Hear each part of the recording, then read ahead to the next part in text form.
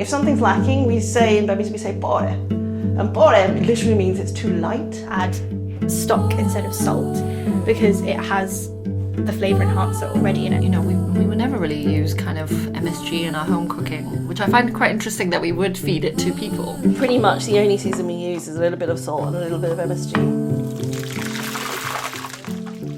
This is To Be Delicious. It's very hard to describe a taste to people because the words, the language, they don't intuitively map to the sensation. But I remember thinking, that's in the chicken salt at work and it tastes great. The world has access to umami and the world has been gravitating towards creating umami foods in the same way that we create acidic foods and sweet foods. When there is a lot of information, there is umami. And basically, I'm like an MSG tourist.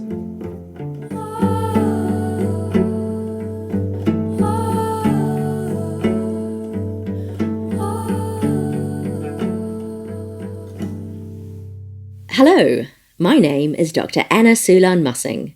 I'm a writer and academic who is particularly interested in looking at ingredients as a way to understand the world we live in. This podcast is a Lekker mini-series looking at the food heritage in the UK through the lens of umami and the ingredient MSG.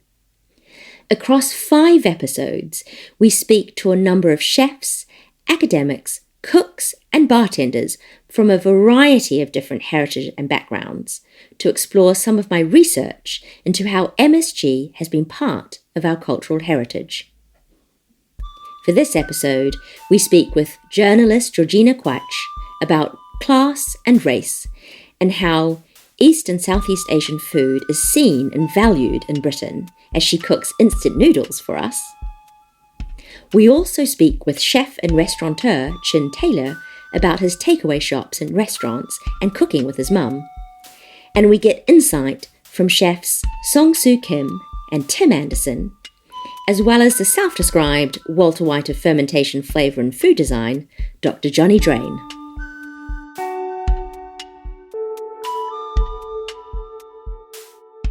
In the words of flavour scientist Dr. Ariel Johnson in her book Flavorama, umami might be the most elusive taste, but nearly every cuisine enthusiastically uses it. If you like seaweed, dry-aged beef, tomatoes, miso, cheese, cured ham, mushrooms or soy sauce, umami is what makes that favourite so delicious. We crave umami. One of my favourite foods, something that is nostalgic to me, is Maggi Mee, which is instant noodles, mee, by the brand Maggi. Always served with an egg, and usually I put a bunch of veggies in too. It is the food that aunties make for you. It was one of the first dishes I was allowed to cook myself as a child, and I distinctly remember, as an adult, at 4 a.m. in the Longhouse in Sarawak during a Gawai festival, some aunties making me, my sister, and friends a big pot of Maggi Mee. Instant noodles, like a number of processed foods such as Doritos, dried roast peanuts, OXO cubes, have MSG in. It is what gives them that deeply savoury extra deliciousness.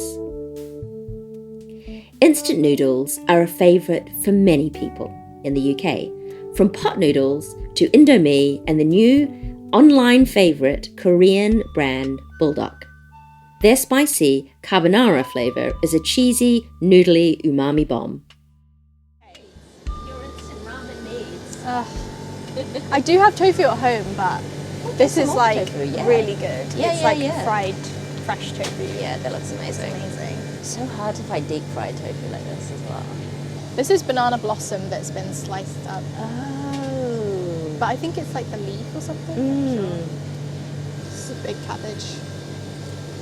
I love the idea of a squeezy tofu. Yeah, I was trying to work that out. So how would you eat? I have no idea. Eat it just like. I've had it when someone made me hot pot and you squeeze it in. Ah. I don't know if that's what it's primarily used for. Also, these ice creams are really good. Vietnamese coffee, matcha, Hong Kong milk tea. Do we need ice cream desserts? Maybe. All day. Yeah, exactly. I'm going to have a Vietnamese coffee. What does everyone else want? I'm also going to have a Vietnamese Yeah. coffee. No, actually, I'm going to have the milk tea. Milk tea? Please. Okay. Yeah. Could I have a milk tea as well, please? And 2 milk teas and a Vietnamese coffee. I'm Georgina Phung Mi Quach. I am a British-born Vietnamese woman living in London at the moment. I was actually born in Northampton and spent most of my childhood in Milton Keynes.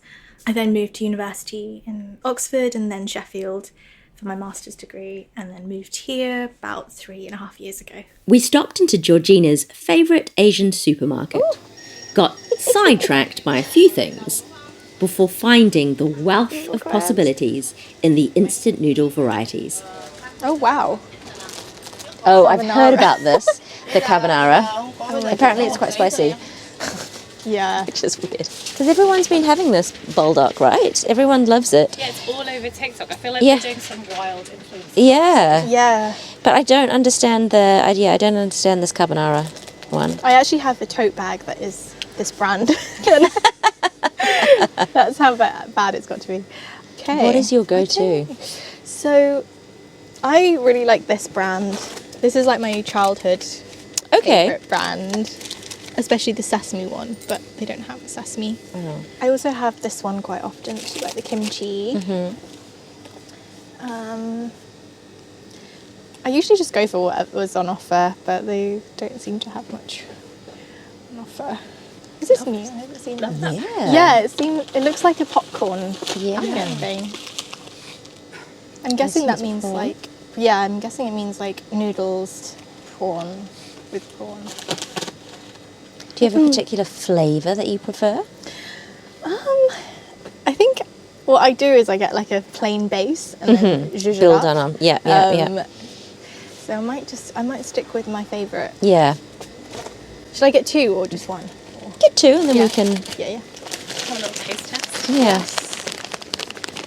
I'm going to see if they have any peanut butter actually. Okay. Because I do enjoy butter with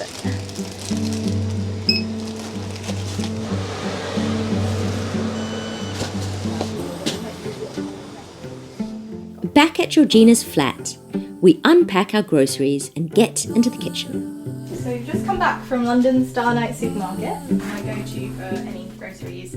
So the first thing is Chinese cabbage. It's my favourite. I feel like it's so versatile. You can fry it, you can boil it, steam it. And it works really well in ramen because it's quite soft, and because ramen doesn't take long to cook, it's only a few minutes.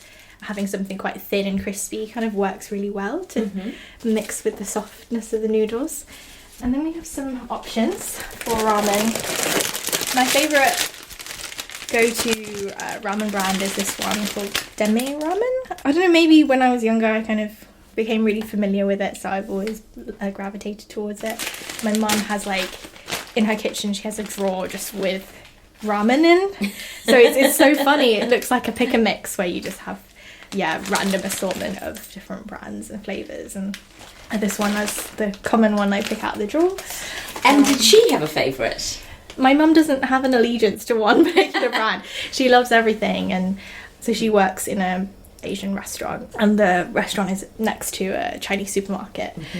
And she knows when things are going on offer, and at the end of the month they often put ramen that's slightly close towards the end date, the best before date, and so that goes on sale, and she's like, oh look what I picked up today. It means that I've tried a lot of different flavours in my life.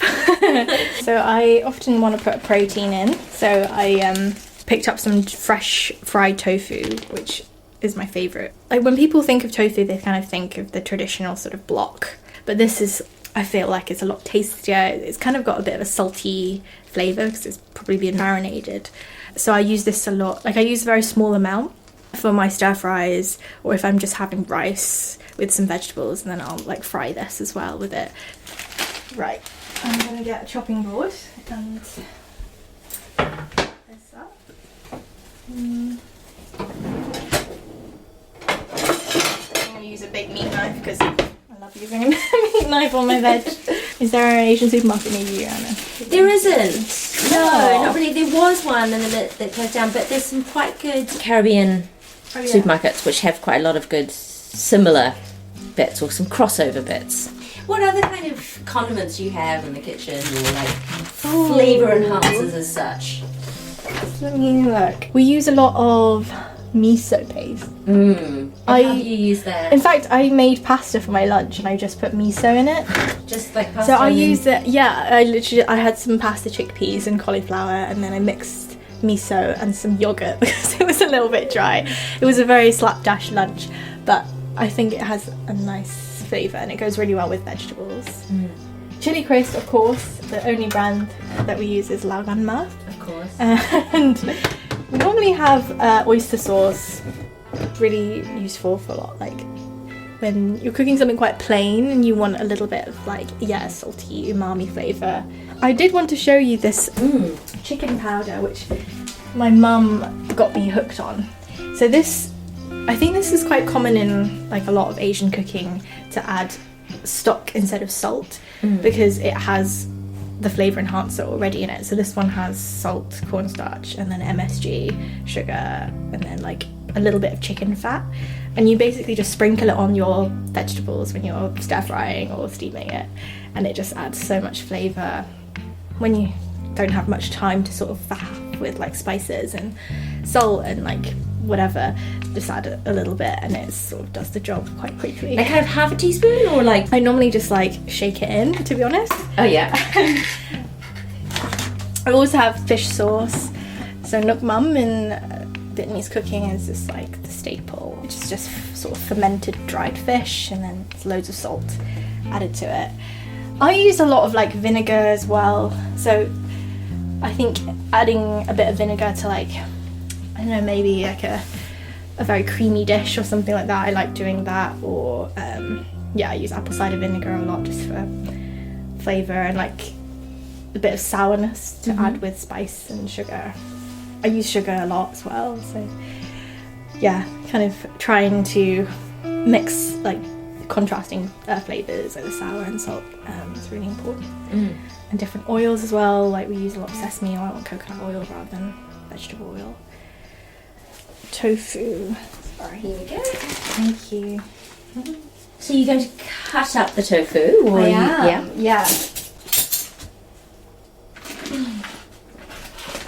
We don't really cook much meat at home. We try and just cook vegetables, but when we eat out we do tend to have meat. So I'm just going to do 3, I think, for 2 portions.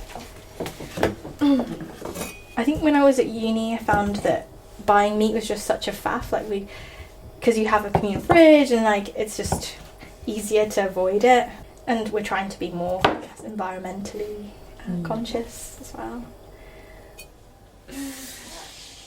So I'm just going to boil some water and then we can put our ramen. Do you like a soupy ramen, instant noodles? I actually prefer less soup. I think because I don't like it swimming around. What about you? I'm the same. In fact, I probably have it like almost totally dry sometimes. Oh really? Yeah, so I will mix the seasoning in a bowl first with a little bit of oil, then cook the ramen, then drain the ramen, and there'll be a little bit of water, and then mix it up with the seasoning. Sounds good. So there's, in a ramen packet you usually have one other small packet which has the seasoning in it, 1 or 2 actually, because sometimes it has like the oil, and then a separate packet for the sort of dry chives or spices. So this one only has 1, and so we're going to use the whole pack, I think. So I'm going to add a little bit of boiling water just to cover the noodles. There's a little bit of dried chives in there. Yeah. Different coloured spices, some reds and some whites. You can smell it as well, like it's quite aromatic. Nice. I'm now going to add some tofu. And I didn't tell you my secret ingredient yet. But my secret ingredient is peanut butter, which I will add once we're nearly done with the cooking. Yeah, I'm not sure what led us down this path, but we once tried peanut butter and mayo with our ramen, and sort of became hooked ever since. So do you then just cook it until the cabbage is done? Yeah, pretty much. just until it sort of boils, and then I'll turn it down and cover it for a little bit. I love the initial part when the noodles just come out of their little shell and they sort of start collapsing, and it's so gratifying. It's nice. I think ramen's so easy, and like you can sort of leave it and come back, and it is just instant gratification. It kind of is, and like the process as well is so relaxing because it's all under control. Like there's no measurements, there's no weighing, and it's all kind of in a packet, and it feels, I don't know, you feel like in control of that situation, and so good. I don't always think of it as like what I would eat when I come home from like a long journey or a long drive or holiday or something, and you don't know what to cook, and we usually just reach for the ramen drawer and add everything into a big pot so that we can all share. I do normally add eggs. I don't have eggs in at the moment, but it's a good alternative to tofu. How would you cook the eggs in it? So there's two different ways that I like to do it. The first is to essentially poach the egg. So I drop the egg in right here and then just don't touch it and just leave it to cook, and then it sort of becomes a nice like addition to the bowl, like you sort of have it in the middle. But then the other way is just to stir it in. So we'll just add like our mayo and our peanut butter, and then we'll stir in our egg, and then it cooks with the rest of the stuff, and it sort of makes the soup a bit more more thick and gelatinous, I guess. My uncle is a big aficionado of ramen, and he lives by himself, but I remember him saying to us once that he would make 2 packets just for himself, and then he would save a lot of the soup, and then for dinner he would have the soup with some rice, so leftover rice. So he's sort of like trying to extend the meal so it goes a bit further, and like it also is just so nice, like having some rice with some broth for dinner. And so kind of made me think about how we have ramen with other kinds of food like rice, or I don't know, sometimes we save the ramen packets and we add the seasoning to vegetables or like whatever we're cooking, and because sometimes I think one packet can be a bit salty. Sometimes with like this packet I would probably just use half or a bit more than half, and then save the seasoning for something that I was going to cook later in the day or something. It smells quite shrimpy.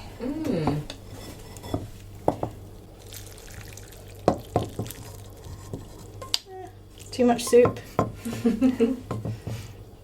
I mean, you've obviously always been eating instant ramen, but you were doing a lot of cooking with it during lockdown. Yeah. Having a bit of fun with it. It was, something that really, spiced up, on the pun, our lockdown days. And I just moved to London.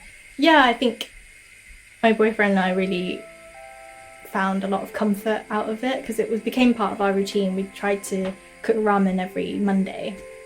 We called it Raw Mondays. and then like every Monday we'd kind of pitch to each other about like what we wanted to add that would be a bit different. And just be more experimental. I was used to eat a lot of ramen as perhaps more fuel, like when he couldn't cook or when he had no time, or just because he wasn't a very good cook. And I kind of wanted to not change that, but sort of add a new way of thinking about ramen as not something that's just like hurried or not considered. And when we started cooking more together, I thought, okay, we can take ramen as like a base of something that we can both do, both enjoy and cook, but try and make it more of an experience in cooking as well, and make that just like a bit more of a discovery process. Every Monday we'd try and like mix things up. I think once we tried like a breakfast ramen where we put like the eggs and baked beans and like sausages in and it was actually really nice. Other days we would try and do like, we ate a lot of like corn nuggets, so we'd add corn nuggets. And the PB and mayo was a strong front runner in our experimentation. It's really nice to sort of look at these, I guess, everyday and very instant pieces of food as beautiful and creative and worthy of time and thought. Sitting down with Georgina, our bowls of noodles on the table in front of us, I asked her more about her relationship with food in the context of her family's story. When they first moved to Northampton, my parents set up a fish and chip shop. I think my mum didn't really enjoy that. It was a lot of work, and she's done a lot of different jobs. And then I think she realised that she wanted to stay closer to home. So the cafe that she works in is within walking distance. It's about like 15 minutes walk. And she works as a porter or a waitress. She also does a little bit of like chopping and preparing vegetables and stuff. And she's been doing that for a few years now. Yeah, I think it's been a really nice outlet for her to continue cooking, even though both my brother and I, we've moved out. But she really enjoys having the ability to cook and serve food for people. And it's not a glamorous job. It's very taxing, and she's on her feet all day. She's working for minimum wage as well. But I think one side of her thinks that it allows her to be expressive and to feel connected to a community, and also the people there are really interesting. A lot of them are migrants. A lot of them have come here through very difficult journeys, just like my mum did.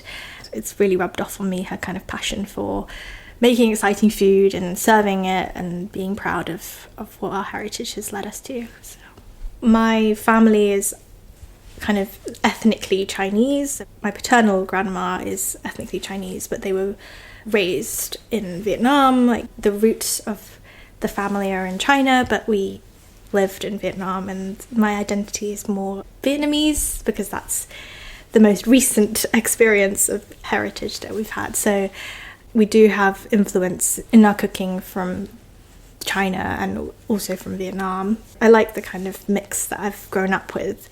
We eat fried rice just as much as we eat pho, which is Vietnamese noodle soup. I think cooking for me has definitely been aligned with family time, and everything that I've learned has been mainly through my mom and my grandparents. So whenever I think of cooking, I also associate that memory with being with my family and having lots of us round a crowded table in my grandmother's flat at Christmas. And I think that it's very in our culture to use food as a way of showing love for people. In her work, Georgina often looks at the stories of marginalised communities. What I found particularly inspiring is her work involving Vietnamese communities rooted around the Pho Mile in East London. Much of this work is very close to home on a personal level. You've written a lot of pieces covering lots of different things, but you have written about this intersection of food and race and class, and particularly within the Vietnamese communities and in London specifically. What is that relationship for you, or how do you sort of navigate that or understand that intersection? Yeah, such a big topic. I think it's a really great question. I think for me that has always been at the back of my mind, because the way that my family has been in a privilege where we can have food on our table, that's left us feeling very grateful for it. And like my mum is so sensitive to food waste, and it can be a little overwhelming sometimes because she is just so careful about it. But I realised that the stakes were so high for her, and that we use what we have and make dishes based on what we have and what's in the fridge or what's on offer or whatever's left over. I remember when we would make pho, we would always go to a butcher and pick up the bones that they had left over, and sometimes they give it for us for free, or sometimes you'd have to pay £1 or something. It's a nice thing to kind of feel that you can create something so beautiful and so tasty from what people have discarded. That to me is the core of what this whole food conversation is about. What can we do to minimise the footprint on our planet? And I think that my mum is really conscious of that, and it's really influenced my choices. Yeah, that's so interesting, and I think it's such a different way of thinking about that relationship with food that doesn't get discussed as often as needs to be. And I think for me there's also a conversation that happens in media around class and food that is centred on convenience. What's your relationship with convenience food? I've always thought of ramen actually as convenient. I think convenience doesn't have to be sort of rip open a microwave meal deal and like chuck it in the microwave. Like for me, I think that small act of making ramen and seeing all the possibilities from a simple noodle and soup packet is really nice. Instant noodles is such a memory of home for me as well. Some protein and some vegetables, and it's like this Trojan horse of getting so much into me. And yeah, it's very much, I remember it as a kid being made Maggie mee at home, and it's such an anchor for me as well. Yeah. Your food that you're cooking here in your London flat is so rich with umami, and I'm assuming that's because of your upbringing and the food you're eating at home and the sort of language of food that you had. Yeah, I think I've just never really been shy of trying new things, and like I think my mum has definitely led me to believe that just because some ingredients belong to a cuisine typically doesn't mean that you can't cross-pollinate. And you know, she would add nukmam to like spaghetti bolognese and like things like that, where if you like a flavour, then why not just add it to everything? We also discussed how narratives around food and misinformation about ingredients can disproportionately affect certain communities and what they cook. And so we end up seeing them having to defend or even policing themselves. I was in Wales just over the weekend, and there was a Chinese restaurant, and like blazoned on the front was MSG free, and it was kind of weird for me because I kind of thought we were over that. Like we were done with, you know, bastardizing MSG. But I think I think it's still, even internally within the community, still like seen as sort of tied up with this whole narrative of it being unhealthy or even dangerous. And I was very shocked to see it still prominent. As Georgina mentions, the instant noodle is a perfect solution for the time-poor and financially precarious person or family. It's quick, it's personal, it can be easily adapted. I like to think of it as a good vehicle to get rid of vegetables that need eating, the fridge raid dish. Instant noodles feels like a creative outlet. But when discussing East and Southeast Asian foods, the topic of labour, value, cheapness often comes up, and it isn't framed as creative. Migrant foods in general are often thought of as cheap, and this is particularly seen with Chinese takeaways in the UK. The quick, cheap dinner for your convenience. It serves a purpose, and in doing so, there is an eradication of the people behind the food. The labour involved in making it so convenient is invisible. My name's Chin Taylor. I grew up in a Chinese takeaway. I actually grew up in my auntie's Chinese takeaway. I worked for my auntie, so I literally spent 7 days a week there. I come from a long line of chefs, I think 5 generations in total now. That's Chinese Malaysian chefs. And I studied biology at university. Our restaurants are actually Malaysian street food restaurants. So that's what my main family does back in Malaysia and Brunei. And we try and keep it as, traditional as possible, but how we would like it. Because Mum always used to take her parents' recipes and then change them a little bit, and then I do it with my mum's a little bit. I wouldn't call it fusion food, I just think it's just evolving food. I'm on social media stuff, I forgot that about. I teach people how to cook like Chinese takeaway food at home. All combined, we have like 1.5 million followers, yeah. I wanted to speak to Chin about the specific link between Chinese takeaway food, MSG, and the idea of value. Within this conversation around MSG as a topic of class, it is about the question of who is allowed to use MSG. As we touched on in the previous episode with Mimi A, it can be seen as cool when the mostly white, male TikTok chefs use it. Expanding on that, It's noticeable to me that these people are often cooking junk foods like burgers and reinforcing a link between MSG and unhealthiness. And then there are the quote-unquote real chefs and food experts like David Chung and Fuchsia Dunlop, who are positive about MSG but don't use it. There is an idea of the hard work of creating umami, quote-unquote, naturally, through time and labour-intensive processes such as master stocks, fermentations, aging cheese, as being seen as noble, and using shortcuts, like MSG, as being a cheat, even though MSG can be used by people who are putting enormous amounts of time and effort into cooking, often in less esteemed establishments or situations, which is where the question of class, and of course race, comes in. Chin's social media features him cooking with his mum, and often has information about MSG, dispelling myths. It was also interesting to hear how he's had similar experiences to Mimi in the last episode, where there is change in the MSG conversation. So what the general public perceive is that we open at 5 o'clock and that's when we start work. And I don't really blame them, because unless you've had sort of experience in the kitchen, you're not going to quite know the minutiae of it all. But that hasn't helped the stigma around MSG, because they think, they want to make it taste really good, really fast and cheat. And the only way you could do that is by using MSG. And another reason why I quite like doing our videos is because the feedback we get a lot of the time is, actually, I didn't realise how much effort goes into a Chinese takeaway kitchen.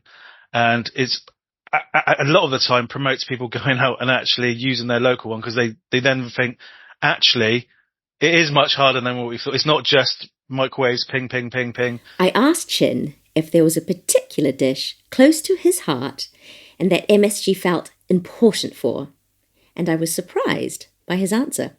Oh, that's a good one. Personally, I feel fried rice isn't the same without MSG. It's okay. When I mean fried, I mean as a main dish, not as a side. So let's say if I'm at home and I'm making quick chicken fried rice or something as a dish with a fried egg on the top, so it breaks and the yolk falls down on the outside. That without MSG and ketchup and sriracha sauce, it doesn't taste the same. And that's something Mum used to make me when I was ill. I should have bacon in it or Spam, depends what was in the cupboard. Doesn't taste the same without MSG. And it's quite evident, because we did a video of us testing MSG against non-MSG fried rice, and fried rice is good here without it, but with it, it's up here, like always up here. So I think Mum's chicken fried rice without MSG isn't the same.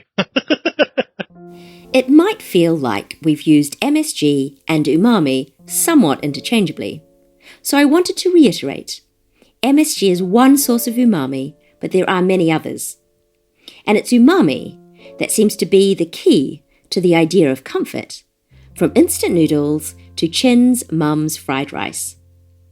How do we understand umami? It's very hard to describe a taste to people because the words, the language, they don't intuitively map to the sensation. Tim Anderson, originally from Wisconsin and now based in the UK, is a chef and cookbook author. He has worked and studied in Japan, and in 2011 he won MasterChef and has specialised since in Japanese cooking, for a while running a ramen restaurant in South London. He's written a staggering 9 books, most of which are about Japanese food, with the most recent focusing on the island Hokkaido. I tend to describe it as being something that you feel sort of in the back of the mouth. I don't know why. I don't even know if that's accurate. You taste things all over your mouth, and it's also about sort of an overall sensation and impression of food that you get. The other way to do it, to try to get people to understand it in a more specific way, is to talk about foods that are umami. Tomatoes, dashi, soy sauce, Marmite, aged cheese, scallops, bacon, all these things that are very, very savory. And then, of course, you can use the word savory, which again is not that helpful, because that can also mean so many different things, and it's quite vague, whereas umami is quite specific. But you try to paint a picture using all these things. Dashi is one of the foundations of Japanese cooking. There's a cookery instructor here in the UK named Akemi Yokoyama. She described Japanese food as having two pillars of flavor. One is koji, which is the mold used in the fermentation of soy sauce, miso, sake, things like that. And then the other one she said is dashi, which is a broth, actually more of sort of a light infusion made sort of at its most basic from kombu, which is dried kelp.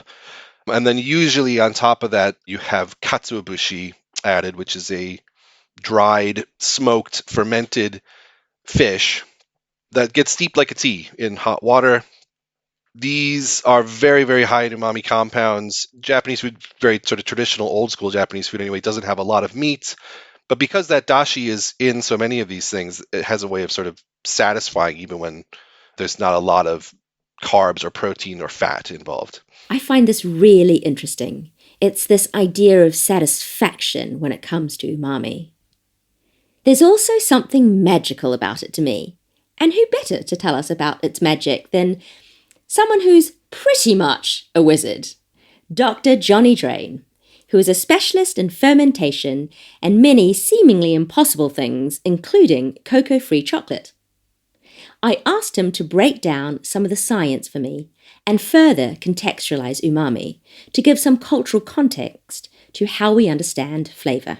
If you're really keen on conjuring sort of the most umami from something, number one, try to find a good source of glutamates. And so where you can get those, certainly through fermentation pathways, is starting off with proteins and then breaking them down into these short-chain amino acids. But then if you've got your kind of wizard's hat on, what you want to do is pair those with these sources of short-chain nucleotides. So the classics being dried mushrooms, chicken, shellfish, seaweed as well.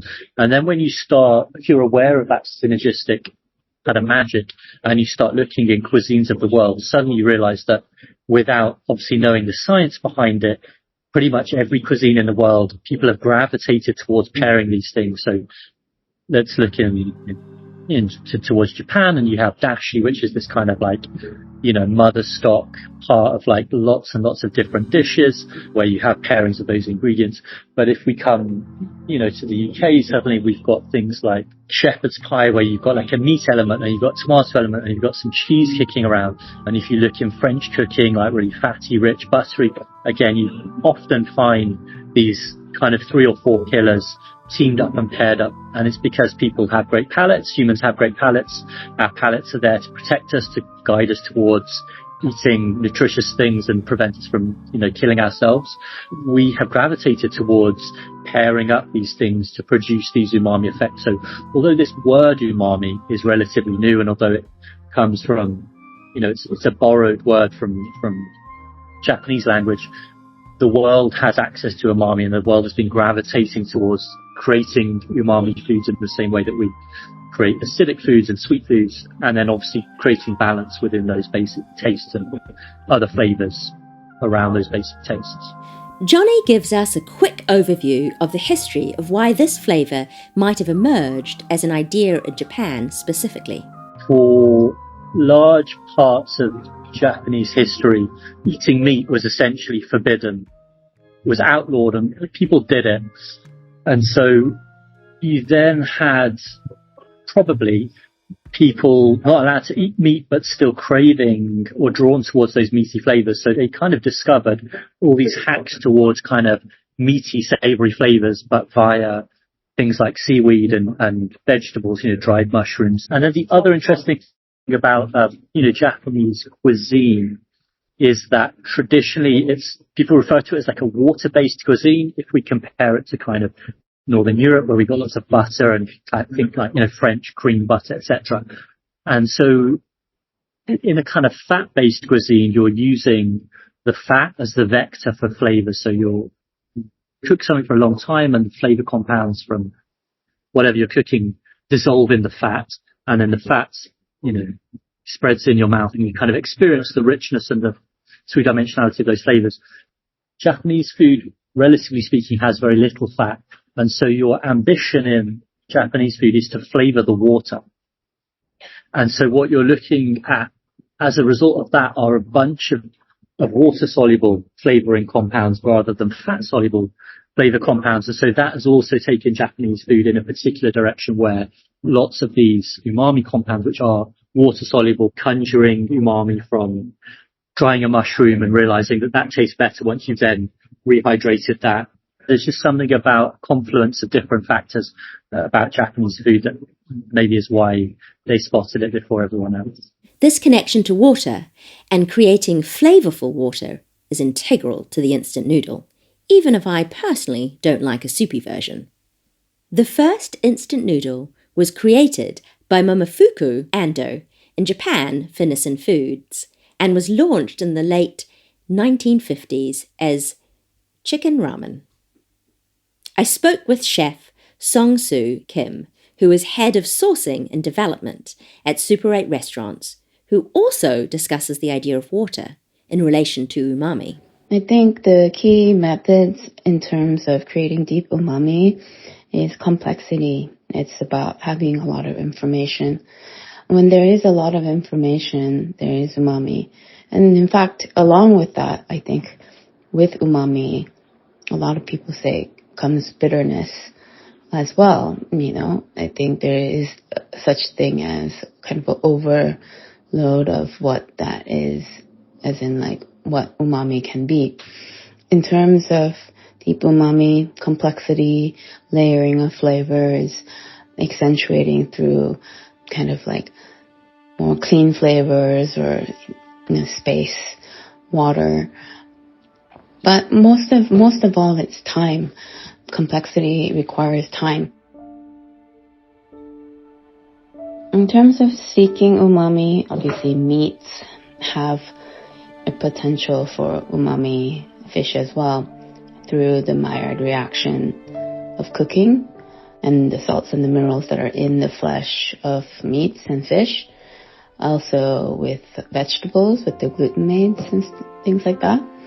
I think in terms of sourcing and the connection to umami is more that how can we accentuate depth of flavor with various vegetable flavors, various herbs. I think umami needs to be supported by space, as in like water flavor, as in like more clean flavors of cucumbers or clean glutamate flavors of cucumbers and things like that. So I would say it's not that there's any seeking of umami, but there's a seeking of what could complement or accentuate dishes that have deep umami.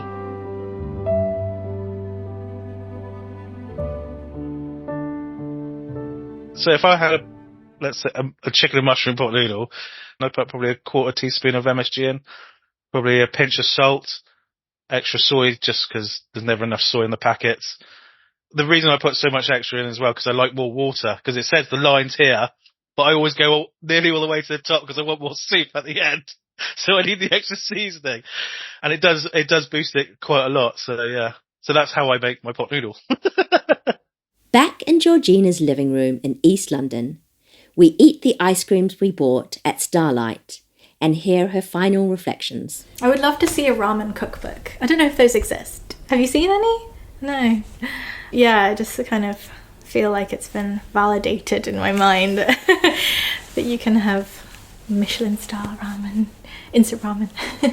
I love that in Japan, like, there was a lot of, like, weird Western pairings. Like, I remember we had, like, katsu curry with spaghetti. I think it was, like, a specific Nagasaki kind of dish. But there were, like, things that were so experimental that I would never even see in the West. Like, I remember we had, like, a lemonade with tomato juice. It was called Tomanade. And I was like, wow, this is amazing. And I think people really underestimate how out there that East Asian cooking is, even if it's not using East Asian ingredients specifically, but the kind of knack for just going out there and going out on a whim and just doing whatever, I think is really specific to like this cooking.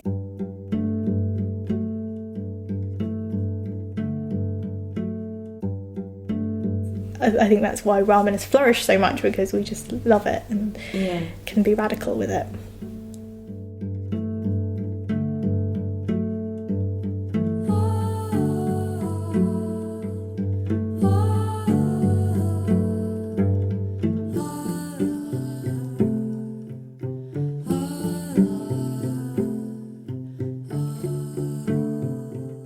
Next time on To Be Delicious.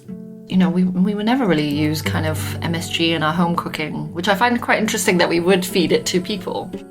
To Be Delicious was presented by me, Dr. Anna Sulan-Mussing, and produced for Lekker by me and Lucy Dearlove. Our original theme music was composed by Midori Yeager. Our podcast artwork was by Natasha Pang Lee. This project was made possible by the support of the European Committee for Umami and Ajinomoto. If you've enjoyed this series, you'll also enjoy my first book, Chinese and Any Other Asian, exploring East and Southeast Asian identity in Britain, which came out this month. And you can order it. Find the link in the show notes for this episode.